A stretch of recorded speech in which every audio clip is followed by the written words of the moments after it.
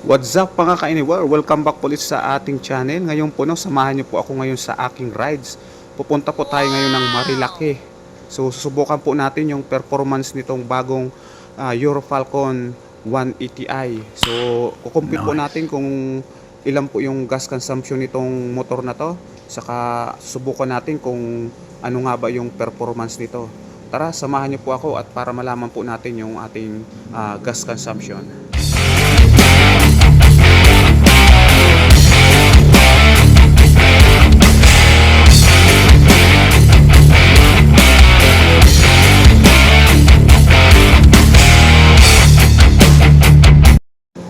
So bale dito po tayo, magpapagasolina po tayo.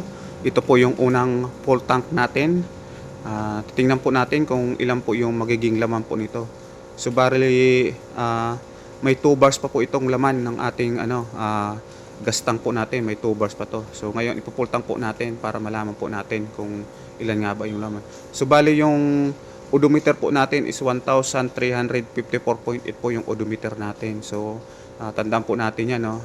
Abangan nyo po at tapusin nyo po panoorin ang video na to para malaman nyo po kung ano po yung total consume natin na gasolina. So bali ayan po, no, 335 po, 6.13 yung liters yung laman po.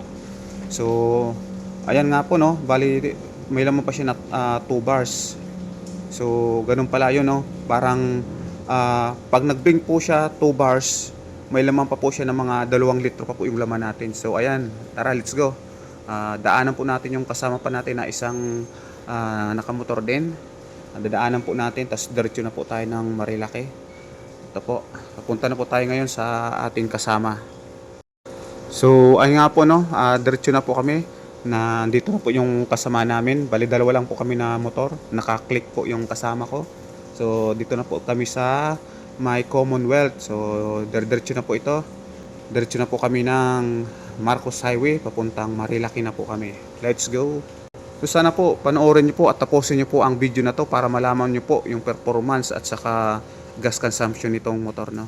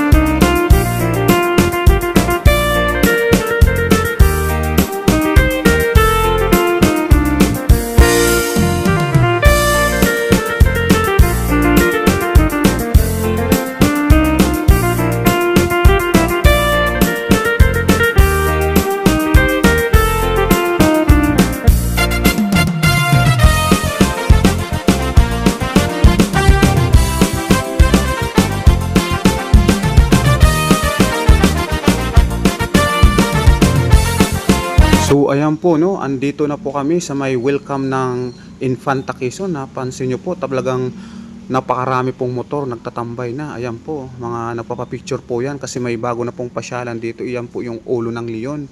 So dati po wala po yan. Yung pinaka welcome lang po yung pinapapicture namin dati dito. Ngayon po, tingnan mo po. Talagang napakaraming tao na po. Talagang dinarayo na po yung lugar na to. So may ano na po dyan no. May mga paninda na po, kainan, mayroon na po. Dati wala po yan. So bali, ayong may ano rin po, may kilometer 90 na. Diyan po yung mga nagpa-picture. Ayan, mapansin nyo mo, talagang napakadami po mga nagmumotor. Ayan. So, ayan po, dito lang po kami, no? Tapos pagkatapos po dito namin magpa-picture, tapos nagpatila lang po kami ng ulan kasi maulan nga po. So, bumaba na rin po kami.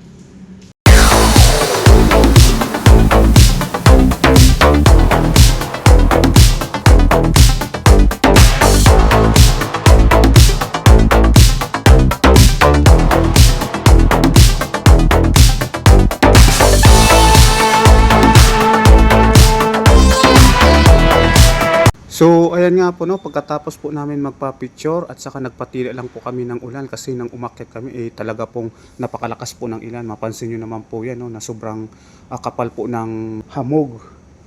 Kaya yan, bumaba na kami. So ayun, yung nasabi ko nga po dito nung umuwi na kami no, bumaba na kami. Wala pa akong na-encounter na kahit na anong problema itong Euro Falcon 180i po natin. So naging smooth po yung biyahe namin. Halos sinasagad-sagad ko nga po siya ng takbo. Saka yung gulong niya po, hindi naman po ako nakaramdam na madulas. Pero kahit na maulan po siya, no, basang-basa yung kalsada, hindi naman po ako nakaramdam na dumudulas siya. So parang okay lang naman siya. Kaya masabi ko po talagang napaka smooth ng ano na to, yung takbuhan niya maganda. Sa mga kurbada po, maganda rin siya. Kaya ayun lang po. Ayos na ayos po. So bale, ito naman po ulit yung pangalawang full tank na po natin pagkatapos po ng rides. So ayan, magpo-full tank po ulit tayo para malaman natin. Magkano? Ang full tank.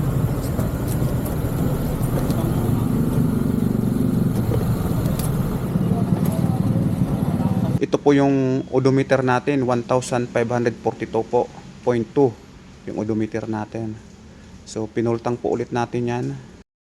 Abangan nyo po kung ilang liters yung laman. So bali, ayan po no. Bali na ipagas ko po is 7.03 liters.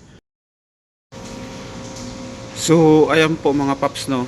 So bali yung bago ako nagpa full tank, una kong full tank, ang ating odometer is 1,354.8. So ayan po siya. Tapos nung pagkatapos ko mag-rides, ang aking pong odometer is 1,542.2. So ngayon po, ang gagawin po natin yan, i-minus po natin yan. Minus po natin. So bali 1,542.2 minus 1,354.8. So magiging total po niyan is 187.4. So bali ito po yung total distance ko po na tatakbo ko. So bali ito po yung natakbo ko, 187.4 kilometers po yung natakbo ko. So ayan. So bali ang na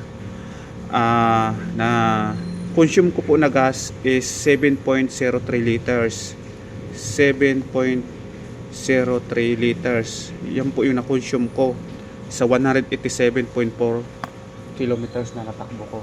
So ngayon, para po matotal natin yung kilometers per liter po, ano po natin yan, i-divide. Ayan. So bali i-divide po natin yung ating distance, no? 187.4 divide 7.03 liters. So bali ang magiging total po niya na compute ko na po yan is 26.65. Ayan. So bali yan po yung gas consumption ng ating Euro Falcon 180i. Napakababa po, no? So talagang mababa po siya. Malayong malayo po dun sa nakalagay na advertise nila na 40 kilometers, no? Isang litro 40 kilometers. So ayan po, bali yung isang litro po natin, tumatakbo lang po tayo ng 26.65 kilometers. Yan po.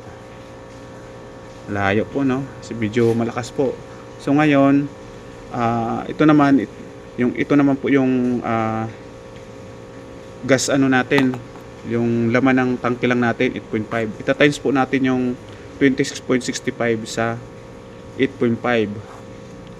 Bali, magiging bawat full tank po natin, matatakbo po natin is 226.5 kilometers po sa bawat full tank natin. So, ayan lang po. Di ko alam kung sa akin lang yung malakas na ganito. Ewan ko sa iba kung ano yung gas consumption nila. Pero sa akin po, ito po na experience ko, no? Long drive po to, no? So, 187. Tuloy-tuloy po yan natakbo. Siguro mga top speed ko niyan 100 kph lang po yung takbo ko niyan. So ayan po, maraming salamat po sa inyo. Abangan niyo po ulit yung susunod natin na vlog about dito sa ating Euro Falcon 180i. Okay, thank you so much.